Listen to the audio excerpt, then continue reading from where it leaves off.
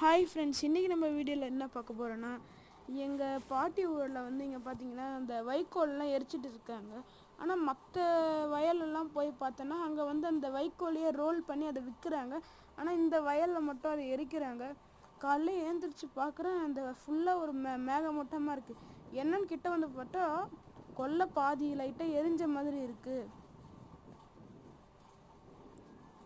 Okay friends, இந்த video பிடிச்சிருந்தா நீங்கள் லைக் பண்ணுங்கள், ஷேர் பண்ணுங்கள், மறக்காமல் சப்ஸ்கிரைப் பண்ணுங்கள்.